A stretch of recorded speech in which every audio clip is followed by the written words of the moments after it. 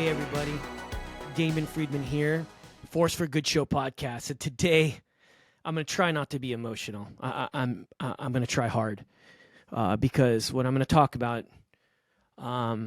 is really personal. It's a personal violation that's happened this year, and it's taken me a long time to really digest this. And there's a lesson learned behind the story that I'm going to share with you today. The focus today is going to be Watch Out. Okay? It's about betrayal. It's about betrayal. What I want to say is right off the bat, you have to watch out for wolves in sheep's clothing. You do. And there's a reason why I'm saying that, okay? If you're making a difference out in this world, I mean like a real difference, you're going to get noticed. You're going to get noticed. You're going to get noticed by hopefully your family, your friends, your community, people you went to school with, your peers. You're going to get noticed. And the reality is that the more of an impact that you make, the more money or the more notoriety, whatever it is, there's going to be more people that gravitate to you. And so if you're making a difference and you're crushing your endeavors, you're going to get noticed. And some people will come along the way, and this is the way it's going to work, right? Some people, the people that actually genuinely care about you, that they're celebrating your victories. They're celebrating your victories, right? The people who are genuinely interested in who you are as a human, they're celebrating with you. And then you have other people that may not be the biggest fans or anything, but they're very supportive. And in many ways, it's just being noticed. And along the way, I think everybody needs some kind of help. And so they're part of your support system, okay? And because you can't get anywhere on your own, you just can't. You need a team, you need a tribe. I'll be the first person to tell you that there's nothing that I've ever accomplished that I did on my own. No way. Our nonprofit is national now, and we're helping out all these combat veterans. It's called SOF Missions. And I'm involved in all sorts of nonprofit work. That's really where my heart is. I love helping people. A lot of people help me first, and now I'm trying to help other people. A lot of it is dealing around trauma. I'm heavily involved in suicide prevention, in medical care for our veterans, for our combat veterans, for the silent minority women, military sexual trauma. I'm very much involved in sex trafficking, combating sex trafficking. I hate it. I think it is the most evil thing to do, especially with children. I'm involved in all sorts of things that helps me continue on to make an impact. I served in the military for 20 years. I felt like I served my country well. It was honorable. And then after my 20 years, it was time to have a new mission. And so our organization has been growing. And you know what? There's been a lot of people that come, and they all have their agenda. They all have something that they want from you. And so just recently, I had somebody who I thought was a friend come into my life and basically gave me a big old sob story, and I decided to help them. And the reality is that that I'm a sucker. I really am. I was one of the things about within my therapy. I'd sustained some injuries, particularly mild traumatic brain injury, synonymous with concussion, and I have had to go through a lot of therapy dealing with not just post-traumatic stress disorder or mild traumatic brain injury, chronic pain, insomnia, moral injury, all sorts of stuff from the 20 years. One of the things that my therapist said as I was kind of going through trying to process all this trauma that I've experienced from my childhood, from the war, from life. And I was talking to her about this. She goes, "Do you think that you have a savior complex?" It's like, what? What do you mean? And of course, I'm a person of faith, so immediately I thought, what is she talking about? Is that like blasphemous or something, right? It's like, no. What I'm asking you is do you think like every time somebody comes up and they need help, that it's your responsibility to save them? And I was like, well, I do because I can. I do because I should. I do because people help me. And the reality is that yeah, you might want to think about that, a savior complex. Because a lot of times we get into trouble because we're always trying to help everybody. And that's exactly what happened.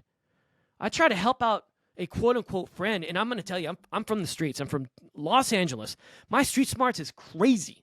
I can walk in a room and go, nefarious, that guy is okay, that person appears to be very trustworthy, and I'm 99% of the time right. Okay? My mom's from San Juan, Puerto Rico. Right? I'm 50% Puerto Rican. Right? Like all my Puerto Rican friends, we used to hang out in the melting pot. Armenians, Koreans, Vietnamese, Mexicans, blacks, everybody hung out in the streets. My street smarts is awesome. But I have like this weakness, like when somebody that I thought is a friend or a family member, you immediately get your guard down, do you? It is for me. It is absolutely for me. My circle is very small. Very, very small. And I know that the more successful that I have become, the more successful my twin brother, Ray, has become, the more people come. I don't have a problem helping. I've been super blessed. I really have. I have everything that I feel like a man would ever want, a person would ever want. I got an awesome house, got a great car, financially stable, future, great family, kids. My son's almost 6 foot. Come on. That's pretty good for a kid that's like barely cracking 5'7", right? I mean, this is great. Kids are doing well. Life is good. Man, I'm super blessed. And the more successful I become, the more people gravitate to me. And the reality is that if you're doing very, very well, that's going to happen to you. And what I did is I've allowed wolves in sheep's clothing, who I thought were people that I could trust, to infiltrate behind my perimeter and cause destruction. They pretended to be good people and that they had, the best interests for me, but in all reality, they had malicious intent.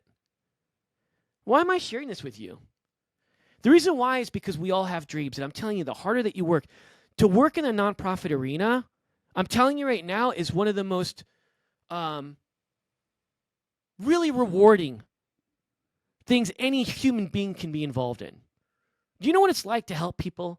I'm involved deep in the suicide prevention space for our military community. Over 20 veterans take their lives every single day. They get out of the military and they have all of this pain, all this agony, all this trauma, and it's so very difficult to get the care that they need. And that's a shame. It's a shame. It really, really is. And I get to be involved in that, and it's awesome. The biggest infiltration that you're ever going to experience, at least for me, are the people that are closest to you. Why? Because it's easy to give them a level of trust. Now, I'm going to tell you right now, as a leader, I've made great decisions and I made bad decisions. We all have, right? Some are really good, some are really bad, some are kind of in the middle. And the reality is that I'm hoping that as I'm getting older, I'm getting wiser, and that I'm smarter. And that if I'm ever making poor decisions, that God will give me the wisdom, but maybe even more importantly, the strength and the courage to do the right thing. We all find ourselves in interesting predicaments. And I'm telling you right now, the enemy will figure out a way to destroy the goodness that you are trying to produce in the world. I promise you, especially those individuals that are very desperate, very, very desperate. And so I'll be the first one to admit that, I fall short like any other person. And if you ever find yourself in an unfavorable situation, I'm here to tell you something. The first thing to do is you just draw a line in the sand and go, you know what, this is not a good situation, which is something I had to do. And you stop trying to help them out. Don't get yourself in a deeper hole. What you do is you get rid of the wolves and you learn from your mistakes and you keep driving forward and you keep driving hard and don't allow those wolves to deter the awesomeness that you continue to do in your life. So this is a warning for everybody because I got entangled. I got entangled in somebody's web. And all I was trying to do was help them. Do you know what I'm talking about? You ever get into those situations? Yeah. And then when you don't help them, then they slander you. This is a leadership development, message today. You have to be very careful with who you hang out with, who you're trying to help, but maybe even more importantly, who you bring into your close circle. And I'm going to tell you one other thing before I even forget. I had a lot of really good people on my staff that said, one in particular, you got to watch out for that yeast, man. You got to watch out because I'm not having a good feeling. I mean, yeah, this person's talented. They could do A, they could do B, they could do C, but I don't know if this person has good intent. Just letting you know. This is a person who's been working with me for years. A trusted agent. Trusted agent. Absolutely.